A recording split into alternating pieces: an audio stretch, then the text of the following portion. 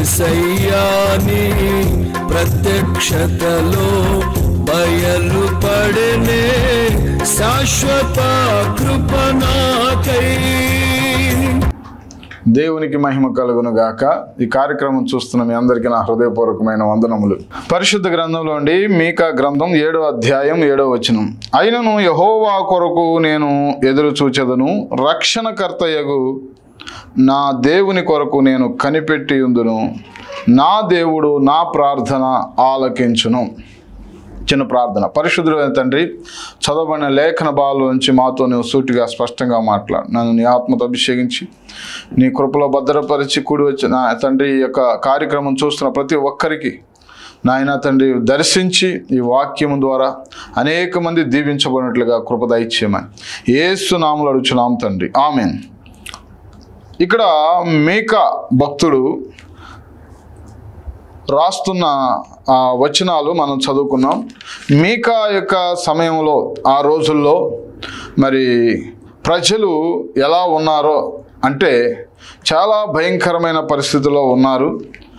మీకా అనే మాటకు యెహోవాతో సమమెవరు లేదా యెహోవా వంటి వారు ఎవరు అనే మాట అనే అర్థం వస్తుందన్నమాట. అయితే ఆయనతో సముడైన వాడు లేదా సమానమైన వాడు, ఆయన వంటి వారు ఎవరు లేరు అని మరి ఈ యొక్క గ్రంథములో మనం చూడగలుగుతాం.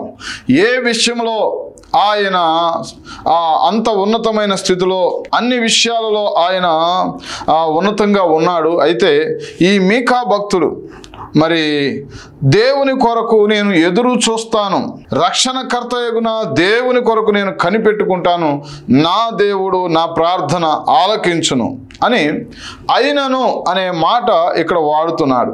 అయినను అంటే తన యొక్క పరిస్థితి, అంటే ఆ మీకా కాలంలో ప్రజల యొక్క పరిస్థితి ఎలా ఉంది అంటే 7వ అధ్యాయము 1వ వచనం నుండి మనం చదివితే, వేసవి కాలపు పండ్లను ఏరుకొనిన తరువాతను, ద్రాక్ష పండ్ల పరిగె ఏరుకొనిన తరువాతను ఎలాగుండునో నా స్థితి అలాగే ఉన్నది.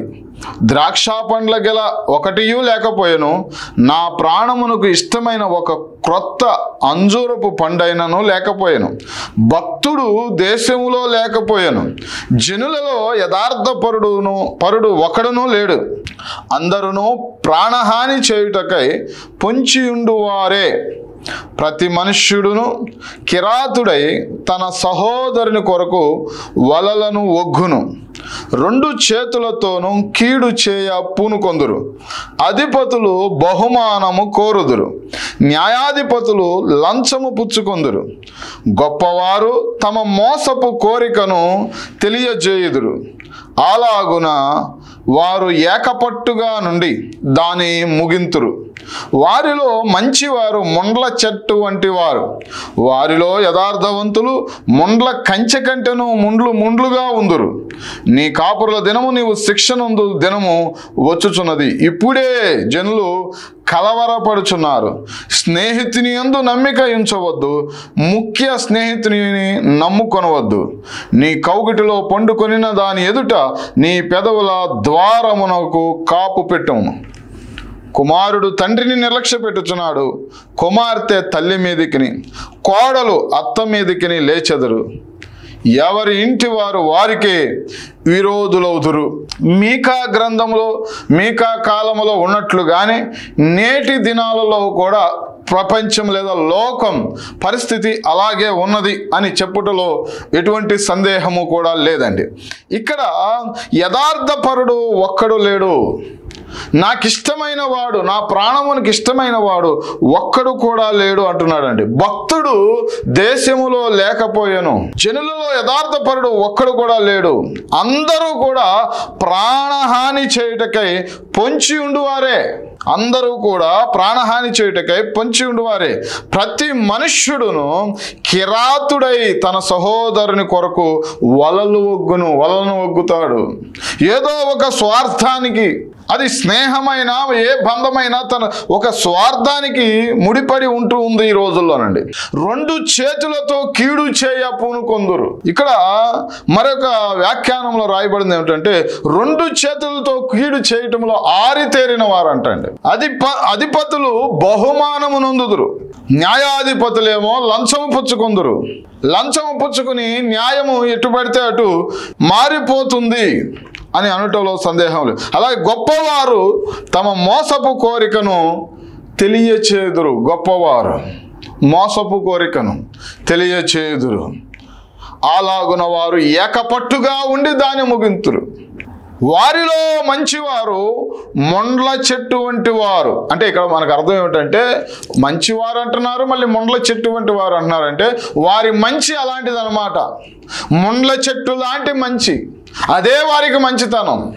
వారిలో యథార్థవంతులు, వారి భాషలో వారి యొక్క కోణములో యథార్థవంతులు ఎవరయ్యా అంటే మొండ్ల కంచె కంటెను ముండ్లుగా ఉంటారంటండి. వారిలో మంచివారేమో ముండ్ల చెట్లు వంటి వారు అంట. అంటే వారు అనుకుంటున్న మంచి అదనమాట.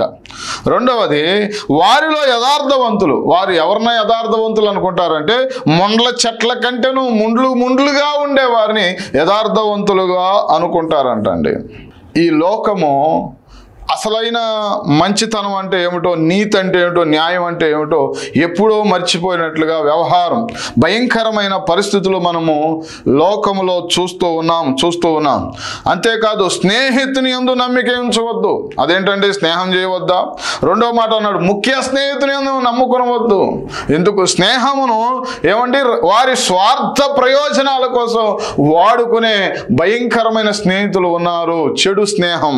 కాబట్టి ఆ రీతిగా మీరు ఎవరిని పడితే వారిని నమ్మవద్దు అనే మాట మనం కూడా పిల్లలకు కానీ లేకపోతే ఎవరికైనా యవనస్తులకు కానీ లేకపోతే ఏమండి మనం చెప్పేది ఏమిటంటే నువ్వు బయటకు వెళుతున్నావు, ఎవరిని పడితే వారిని నమ్మే పరిస్థితి లేదు. ఎవరు నమ్మాలో ఎవరు నమ్మకూడదో తెలియని పరిస్థితి మనకు ఈరోజు సమాజంలో కనపడుతున్నట్లుగా మనం చూస్తూ ఉన్నాం. అప్పుడే మీకా ద్వారా దేవుడు రాయించి ఉంచాడండి. దేవునికి మహిమ కలుగును గాక. హల్లెలూయా. కాబట్టి ప్రియులారా, ఇక్కడ మనం గమనించినట్లయితే ముఖ్య స్నేహితుని నమ్ముకొనవద్దు. నీ కౌగిట పండుకొని దాని ఎదుట నీ పెదవుల ద్వారమునకు కాపు పెట్టు. కాబట్టి ప్రియులారా, ఇక్కడ గమనించండి, కుమారుడు తండ్రిని నిర్లక్ష్య పెట్టుచున్నాడు. రెండవది, కుమార్తె తల్లి మీదకి, కోడలు అత్త మీదకి లేచెదరు. ఎవరి ఇంటి వారు వారికే విరోధులగుదురు. చక్కగా ఈనాటి సమాజానికి ఏమండి, ఈనాడు చెడిపోయిన ఈ సమాజానికి ఏమండి ఈరోజు దేవుడు మనతో మాట్లాడుతున్న మాట. మీకా భక్తుడు ఉన్న సమయాలలో కూడా ఆనాటి ప్రజలు కూడా అలాగే ఉన్నారు అని మనం ఇక్కడ చూడగలుగుతాం మీకా గ్రంథంలో. కాబట్టి ప్రియులారా, ఇక్కడ ఎందుకని ఇలా దేవుడు మనతో ఈరోజు ఈ రీతిగా మాట్లాడుతున్నాడంటే భయంకరమైన రోజుల్లో ఉన్నాం. 2 చేతులతో కీడు చేయాలనే తలంపు కలిగిన మనుషుల మధ్యలో ఉన్నాం. ఎంతో మంది ఆడపిల్లలను చెరిపేసే భయంకరమైన కిరాతకంగా చంపేసేవారు ఉన్నారండి. వారి స్వార్థం కోసం లంచములు పుచ్చుకుని న్యాయాన్ని మార్చేవారు ఉన్నారండి. ఇలా భయంకరంగా చెడిపోయిన వారి మంచి ఏమిటయ్యా అంటే ముండ్ల చెట్ల లాంటిది. వారి యథార్థత ఏమిటయ్యా అంటే ముండ్ల చెట్ల వంటి ముండ్లుగా ఉండే యథార్థత, వారు అనుకునే యథార్థత అలాంటిది. ఎందుకంటే వారి యొక్క హృదయం చెడిపోయింది, వారి యొక్క కన్నులు చెడిపోయినాయి, వారి యొక్క మనసు చెడిపోయింది. కాబట్టి వాళ్ళు ఏమనుకుంటారంటే అదే మంచి అనుకుంటారు. అయితే మీకా భక్తుడు మనతో చెబుతున్న మాట, జాగ్రత్తగా ఉండాలి, సమాజంలో వివేకముతో ఉండాలి, జ్ఞానముతో ఉండాలి. ప్రతిదీ కూడా ఆగి ఆలోచించి నిర్ణయం తీసుకోవలసిన ఆవశ్యకత ఎంతైనా ఉంది. ఇంకా చూడండి, కీర్తనల గ్రంథం 12వ అధ్యాయం 1వ వచనం, యెహోవా నన్ను రక్షింపుము, భక్తి గలవారు లేకపోయిరి, విశ్వాసులు నరులలో ఉండకుండా గతించిపోయిరి, అందరూ ఒకరితోనొకరు అబద్ధములాడుదురు, మోసకరమైన మనసు గలవారై ఇచ్చకములాడు పెదవులతో పలుకుదురు. ఒకరితో ఒకరు అబద్ధాలు ఆడతారంట. మోసకరమైన మనస్సు గలవారై, వీళ్ళ మనసులోనే మోసం, ఆ మనసే మోసకరమైనది. ఇచ్చకములాడు పెదవులు. ఎవరు కూడా నమ్మదగిన పరిస్థితి లేని సమాజంలో మనం ఉన్నాం. ఎవరు ఎలా మారుతారో తెలియని, అందుకనే కొన్నిసార్లు మనం చదువుతూ ఉంటాం మానవ మృగం అని. ఏమండి, వార్తల్లో మనం చదువుతూ ఉంటాం కదండి, మానవ మృగం. ఎవరిలో ఏ మృగం ఉందో కూడా తెలియని పరిస్థితుల మధ్యలో సమాజంలో మనం బ్రతుకుతున్న పరిస్థితులు ఉన్నాయి. కాబట్టి దేవుని వాక్యం మనకు సెలవిస్తుంది, జాగ్రత్త. అంతేకాదు, ఎవరిని పడితే వారిని నమ్మవద్దు అని దేవుని వాక్యము స్పష్టంగా మనకు తెలుస్తుంది. అలాగే ఇర్మియా గ్రంథం 4వ అధ్యాయము 22వ వచనము కూడా, నా జనులు అవివేకులు, వారు నన్ను ఎరగరు, వారు మూఢులైన పిల్లలు, వారికి తెలివి లేదు. కీడు చేయుటకు వారికి తెలియను గాని మేలు చేయుటకు వారికి బుద్ధి చాలదు. ఇక్కడ చూడండి ప్రియులారా, స్పష్టంగా రాస్తుంది, కీడు చేయటానికి వారికి తెలుస్తుంది కానీ వారి నా పిల్లలు అయినప్పటికీ వారికి తెలివి లేదు. మూఢులైన పిల్లల వాళ్ళు, మూఢత్వముతో ఉన్నవాళ్ళు. అంతేకాదు, వాళ్ళు మేలు చేయుటకు అసలు వారికి బుద్ధి సరిపోదంటండి. కాబట్టి అలాంటి భయంకరమైన మనుషుల మధ్యలో మనము నివాసము చేస్తూ ఉన్నాం. అయితే మీకా భక్తుడు మనం చదువుకున్న మూల వాక్య భాగములో, అయినను నేను యెహోవా కొరకు నేను కనిపెట్టుకుంటాను. ఎందుకు? ఇంత పాడైన సమాజంలో దేవుడు మనను ఉద్ధరించగలిగిన వాడు, దేవుడు మనను ఈ సమాజంలో ఉన్న పరిస్థితుల మధ్యలో ఉండి ఈ భయంకరమైన పాపపు జీవితంలో నశించిపోతున్న మనసు చెడిపోయి, హృదయం చెడిపోయి, కళ్ళు చెడిపోయి భయంకరంగా వారి నమ్ముకున్న వారిని సైతం మోసం చేసే పరిస్థితులు మధ్యలో మన దగ్గర బాగానే మాట్లాడినట్లుగా మాట్లాడుతూ మన దగ్గర ఉన్న రహస్యములన్నీ కూడా ఇతరులకు మనం ఏదో వాళ్ళు మంచిగా మాట్లాడుతున్నారని మనం బాధ చెప్పుకుంటే మనం చెప్పుకున్న ఆ బాధను తీసుకెళ్లి అల్లరి చేసే ప్రజలు, ఎవరిని నమ్మాలో అర్థం కాని పరిస్థితులు. అందుకనే భక్తుడు ఏమంటున్నాడంటే నేను యెహోవా కొరకు ఎదురు చూస్తా, నా రక్షణ కర్తయగు నా దేవుని కొరకు నేను కనిపెట్టుకుంటా, నా దేవుడు నా ప్రార్థన ఆలకిస్తాడు. ఇలాంటి పెదవుల నుండి, ఇలాంటి భయంకరమైన పరిస్థితుల నుండి తప్పించగలిగిన ఒకే ఒక్క దేవుడు నజరేయుడైన యేసుక్రీస్తు ప్రభు. ఆయన కొరకు నేను ఎదురు చూస్తాను. ఆయనే నన్ను ఈ పరిస్థితుల్లో నుండి, ఈ భయంకరమైన ముండ్లు లాంటి భయంకరమైన మనుషుల మధ్యలో నుండి, ముండ్లతో గుచ్చే మాటలు మాట్లాడే మనుషుల మధ్యలో ఉండి, లంచము తీసుకొని న్యాయాన్ని మార్చే, న్యాయము జరగని పరిస్థితుల మధ్యలో అన్యాయముతో నలిగిపోతున్న వారిని, బాధింపబడుతున్న వారికి ఆయన న్యాయము తీర్చగలిగిన సమర్థుడు గనక ఆయన కోసం నేను కనిపెట్టుకుంటాను, ఆయన కోసం నేను ఎదురు చూస్తాను అని భక్తుడు సెలవిస్తున్నాడు. ప్రియులారా, మీకు న్యాయము జరగట్లేదా? అన్యాయమే జరుగుతుందా? ఎవరు నమ్మాలో అర్థం కావట్లేదా? ఎవరి దగ్గరికి వెళ్ళాలో పరిస్థితులు అర్థం కావట్లేదా? దేవుడు నీకు ప్రత్యేకమైన జ్ఞానం ఇచ్చి, వివేకం ఇచ్చి నిన్ను నడిపించగలడు. అయితే నీ దేవుడు కొరకు నువ్వు కనిపెట్టుకో, నీ దేవుడైన యెహోవా కొరకు నువ్వు కనిపెట్టుకో.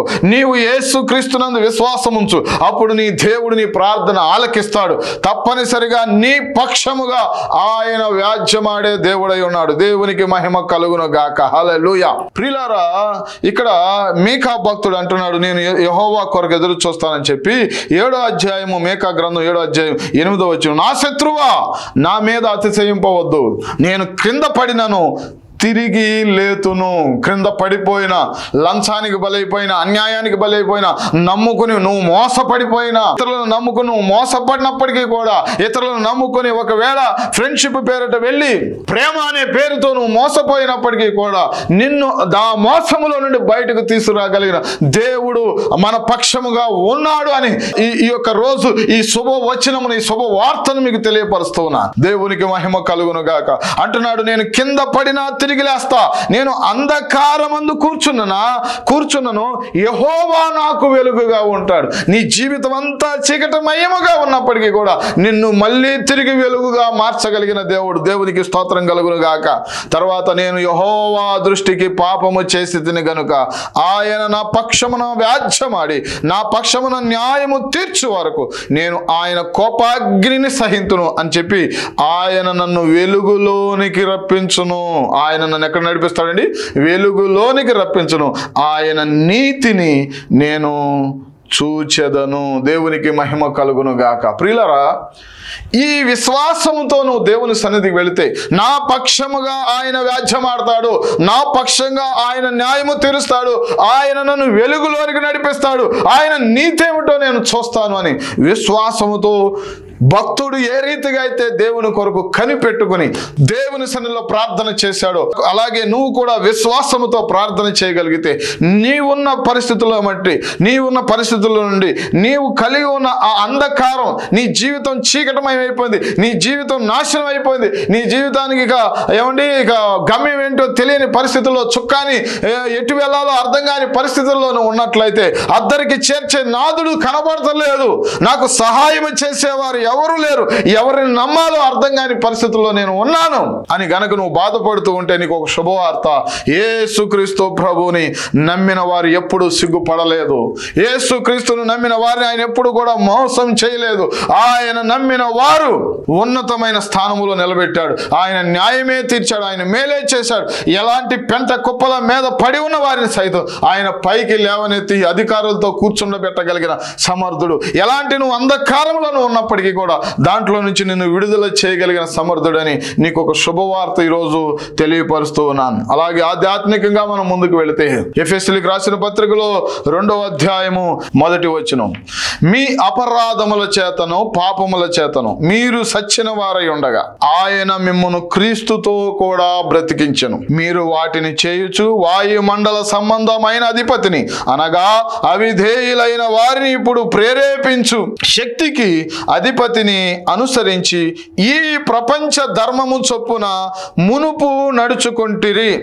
వారితో కలిసి మనమందరము శరీరము యొక్కయు మనస్సు యొక్కయు కోరికలను నెరవేర్చుకొనుచు మన శరీరాశలను అనుసరించి మునుపు ప్రవర్తించుచు కడమ వారి వలనే స్వభావ సిద్ధముగా దైవోగ్రతకు పాత్రులమై ఉంటిమి. అయినను దేవుడు కరుణా సంపన్నుడై ఉండి మనము మన అపరాధముల చేత సచ్చిన వారమై ఉండినప్పుడు సైతము మన ఎడల చూపిన తన మహా ప్రేమ చేత మనలను క్రీస్తుతో కూడా బ్రతికించెను.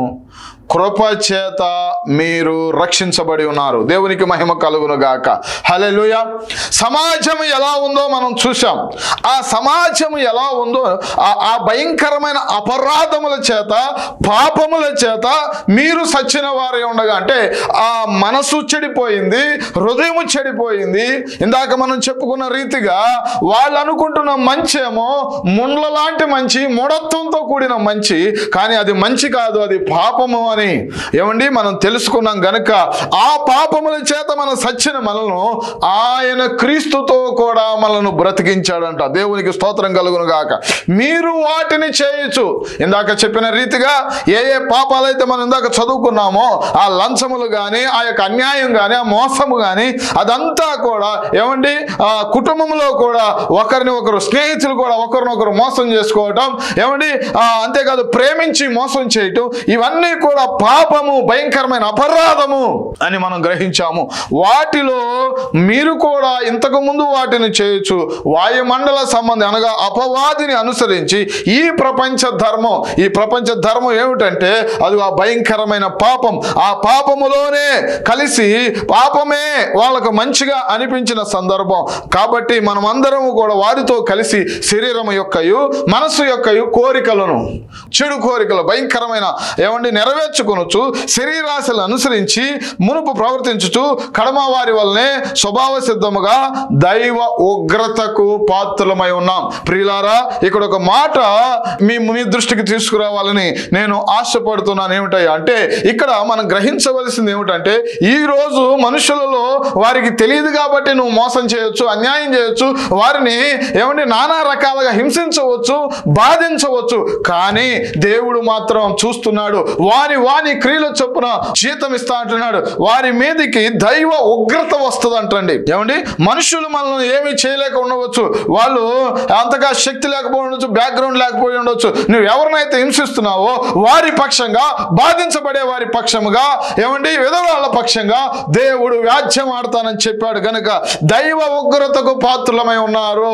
కాబట్టి అలాంటి వారికి మరొక హెచ్చరిక ఏమిటాయి అంటే, నీ దేవుడు కరుణా సంపన్నుడై ఉన్నాడు. అయినను దేవుడు కరుణా సంపూర్ణుడై ఉండి మనం అపరాధముల చేత సచ్చిన వారమై ఉన్నప్పుడు సైతము మన ఎడల చూపిన మహా ప్రేమ చేత ఆయన మనల్ని క్రీస్తుతో కూడా బ్రతికిస్తాడు. కృప చేత మీరు రక్షించబడి ఉన్నారు. దేవుని స్తోత్రం కలుగును గాక. ఒకవేళ నీవు ఎవరైనా ఇబ్బంది పెడుతుంటే, ఎవరైనా హింసిస్తూ ఉంటే, నువ్వు వెంటనే దేవుని సన్నిధిలోకి వచ్చి ఒప్పుకుంటే దేవుడు నిన్ను క్షమించి రక్షణ ఇస్తాడు. ఒకవేళ అలా కాదనుంటే దేవుని ఉగ్రత కాచుకుని ఉంది. ఆ రోజు శ్రమ నుండి తప్పించే నాదుడు ఎవడూ లేడు. అలాగే ఎవరి ద్వారా అయినా నువ్వు హింసించబడుతూ ఉంటే, ఎవరి ద్వారా అయినా నీకు అన్యాయం జరుగుతూ ఉంటే దేవుడు నీ పక్షంగా ఉన్నాడు. నీవు దేవుని సన్నిధిలోకి వచ్చి మొరపెట్టు, దేవుడు నీకు న్యాయం చేస్తాడు. ఎవరో నాకు న్యాయం చేసేవాళ్ళు లేరు, నా బాధ పట్టించుకుని నన్ను అర్థం చేసుకునే వాళ్ళు ఎవరో లేరని నువ్వు బాధపడాల్సిన పని లేదు. నీకు దేవుడు ఉన్నాడు. నిన్ను సంపూర్తిగా అర్థం చేసుకుని నీ పక్షంగా ఆయన వ్యాజ్యమాడే దేవుడై ఉన్నాడని మరొక్కసారి దైవ సేవకుడిగా మీ అందరికీ కూడా మనవి చేసుకుంటూ ఉన్నాను. తీతుకు రాసిన పత్రిక ఆధ్యాత్మికంగా కూడా మనం పరిశీలన చేద్దాం. 3వ అధ్యాయం 3వ వచనం. ఎందుకనగా మనము కూడా మునుపు అవివేకులము అవిధేయులమును మోసపోయిన వారమును నానా విధములైన దురాశలకును భోగములకును దాసులమై ఉన్నాము. ఉండి దుష్టత్వమునందును అసూయందును కాలము గడుపుచు అసహ్యులమై ఒకరినొకడు ద్వేషించుచూ ఉంటిమి గాని మన రక్షకుడైన దేవుని యొక్క దయయు మానవుల ఎడల ఆయనకున్న ప్రేమయు ప్రత్యక్షమైనప్పుడు మనము నీతిని అనుసరించి చేసిన క్రియల మూలముగా కాక తన కనికరము చొప్పుననే పునర్జన్మ సంబంధమైన స్థానము ద్వారాను పరిశుద్ధాత్మ మనకు నూతన స్వభావము కలుగజేయుట ద్వారాను మనలను రక్షించెను. దేవునికి స్తోత్రం కలుగును గాక. మరొక మాట, మనం ఆయన కృప వలన నీతిమంతులమని తీర్చబడి నిత్య జీవమును గూర్చిన నిరీక్షణను బట్టి దానికి వారసులమవుటై ఆ పరిశుద్ధాత్మను మన రక్షకుడైన యేసుక్రీస్తు ద్వారా ఆయన మన మీద సమృద్ధిగా కుమ్మరించెను. దేవునికి స్తోత్రం కలుగును గాక. మునుపు మన స్థితి అలాగే ఉంది. అసహ్యులమై ఒకరినొకడు ద్వేషించుకుంటూ దుష్టత్వంలో అసూయలో కాలం గడుపుచూ మోసపోయిన వారమై ఇతరులను మోసం చేస్తూ దురాశలకు భోగాలకు అలవాటు పడిపోయి అదే సుఖము అదే ఆనందం అని అదే జీవితం అని అనుకున్న మనకు దేవుని యొక్క దయ, దేవుని యొక్క కృప, ఆయన ప్రేమ మనలను ఏం చేసిందంటే మన నీతిని బట్టిన గాక ఆయన కనికరము చొప్పుననే ఆయన సంబంధమైన స్నానము ద్వారా పరిశుద్ధాత్మ మనకు నూతన స్వభావము కలుగ చేయటం ద్వారా మనల్ని రక్షించాడు ఆయన. కాబట్టి ప్రియులారా గమనించండి, ఆయన మనల్ని ఎలాంటి పాపినైనా ఎలాంటి మోసగాడినైనా లంచగొండినైనా ఆయన క్షమించగలిగిన సమర్థుడు. దేవునికి స్తోత్రం కలుగును గాక. బైబిల్ గ్రంథంలో జక్కయ్య అనే ఒక వ్యక్తి ఉన్నాడు. అతడు అన్యాయంగా పన్ను వసూలు చేస్తూ ఉన్నాడు. అప్పుడు అంటున్నాడు, నేను అన్యాయంగా ఎవరి దగ్గర అయితే తీసుకున్నానో వారికి 4 అంతలు చెల్లిస్తాను అని ఎప్పుడైతే ఒప్పుకున్నాడో, నా ఆస్తిలో సగం బీదలకు ఇస్తానని ఎప్పుడైతే ఒప్పుకున్నాడో అతనిని దేవుడు కరుణించాడు. అతనికి రక్షణ, అతనికి అతని ఇంటి వారికి రక్షణ ఇచ్చాడు. ఇతడు కూడా అబ్రహాము కుమారుడే అన్నాడు. ఎప్పుడైతే మనం చేసేది పాపమని గుర్తించి దానిని విడిచిపెడతామో దేవుడు మనకు రక్షణ ఇస్తాడు, విడుదల ఇస్తాడు. దేవుని యొక్క కృపలో మనందరినీ కూడా కాచి కాపాడే దేవుడై ఉన్నాడు. ఎందుకంటే ఆయన కృప, ఆయన ప్రేమ అంత గొప్పది గనక. ఎందుకంటే 2 కొరింథీయులకు రాసిన పత్రిక 5వ అధ్యాయం 17వ వచనం రాయబడి ఉంది, కాగా ఎవడైనను క్రీస్తునందున్న ఎడల వాడు నూతన సృష్టి, పాతవి గతించెను, ఇదిగో క్రొత్తవాయెను అనే మాట మనం చదువుతున్నామండి. కాబట్టి ఎవడైనా కానీ క్రీస్తు యొద్దకు వస్తే నిన్ను నూతన సృష్టిగా మార్చగలడు. నీలో ఉన్న మోసం, నీలో ఉన్న లంచగొండితనం, నీలో ఉన్న ఆ భయంకరమైన ఇతరులను ఇబ్బంది పెట్టే, హింసించే, ఇతరులను నమ్ముకున్న వారి సైతం మోసం చేసే పరిస్థితులు, నీలో ఉన్న ప్రతి ఒక్క కల్మషాన్ని ఆయన కడిగివేసి ఆయన నీకు రక్షణ ఇస్తాడు. ఆయన పరలోక భాగ్యం ఇస్తాడు. లేదంటే దేవుని ఉగ్రత కాచుకుని ఉంది. ఆ రోజు శ్రమ నుండి తప్పించే నాదుడు ఎవరు లేరని మరొకసారి దైవ సేవకుడిగా మీ అందరికీ కూడా విజ్ఞప్తి చేస్తూ ఉన్నాను. ఆఖరిగా మీకా గ్రంథంలో 7వ అధ్యాయం 18వ వచనం అండి. తన స్వాస్థ్యములో శేషించిన వారి దోషమును పరిహరించి వారు చేసిన అతిక్రమముల విషయమై వారిని క్షమించు దేవుడవైన నీతో సముడైన దేవుడున్నాడా? ఆయన కనికరము చూపుట యందు సంతోషించువాడు గనుక నిరంతరము కోపముంచడు. ఆయన మరలా మన యందు జాలిపడును, మన దోషములను అణచివేయును, వారి పాప పాపములన్నిటినీ సముద్రపు అగాధములో నీవు పడవేతువు. పూర్వకాలమున నీవు మా పితరులైన అబ్రహాము యాకోబులకు ప్రమాణము చేసిన సత్యమును కనికరమును నీవు అనుగ్రహింతువు. దేవుని స్తోత్రం కలుగును గాక. ఆఖరిగా ఇక్కడ మనం గమనించవలసింది ఏమిటంటే, దేవుడు ఎందుకు భక్తుడు నేను యెహోవా కొరకు ఎదురు చూస్తా, రక్షణకర్తయగు నా దేవుడి కోసమే కనిపెట్టు, నా దేవుడు నా ప్రార్థన ఆలకిస్తాడు అని ఎందుకు చెప్తున్నాడు అంటే, ఏంటి సమాజం ఇంత పాడైపోయినా, ఇలాంటి పరిస్థితుల్లో ఉన్న ఎలాంటి వారినైనా ఆయన అతిక్రమములు చేసిన వారి దోషాలను, వారి అతిక్రమములను క్షమించే దేవుడు, దోషాలను పరిహరించే దేవుడు అయిన నీతో సముడైన వాడు ఎవడు లేడు అనే మాట మనం ఇక్కడ చదువుతున్నాం. ప్రియులారా, దేవుడు క్షమించుటకు ఆయన సిద్ధ మనసు కలిగిన వాడు. ఎవరైతే వారు చేసింది ఉన్నది ఉన్నట్టుగా యథార్థంగా కుండ బద్దలు కొట్టినట్టుగా దేవుని సన్నిధిలో ఒప్పుకుంటారో వారిని క్షమించుటకు ఆయన సిద్ధ మనసు కలిగిన వాడు. క్షమించడమే కాదు, ఆయన పరిశుద్ధులుగా మార్చి, ఆయన తన రక్తాన్ని ప్రోక్షించి మనను నీతిమంతులుగాను పరిశుద్ధులుగా మార్చి ఆయన రాజ్యములో యుగయుగములు ఉండే కృప, ఆ రక్షణ భాగ్యం దేవుడు మనకు అనుగ్రహిస్తాడు. ఇప్పుడు వరకు ఒకవేళ నువ్వు ఎవరినైనా ఎలాంటి పరిస్థితుల్లో అయినా మోసం చేసిన, ఇబ్బంది పెట్టినా నీవు దేవుని కొరకు కనిపెట్టుకుంటే, అంతేకాదు ఎవరు నమ్మాలో తెలియట్లేదు, ఎవరిని ఆశ్రయించాలో తెలియట్లేదు అనుకుంటే, నా దేవుని నువ్వు ఆశ్రయించు. మన దేవుడు, మన ప్రభు, మన రక్షకుడు, మన విమోచకుడు ఆ అన్యాయము చేసిన పొందిన వారి పక్షముగా, లేదా మోసపోయిన వారి పక్షముగా, లేవండి నెమ్మది లేకుండా ఏమండి దీనుల పక్షంగా ఆయన అండగా ఉండే దేవుడై ఉన్నాడు. గనుక ఆయనను నువ్వు ఆశ్రయిస్తే నీకు తప్పనిసరిగా న్యాయము చేస్తాడు. అది ఎలా చేస్తాడో, ఎలా నడిపిస్తాడో మనకు తెలియదు, కానీ ఆయన ఆలోచనలు వేరు.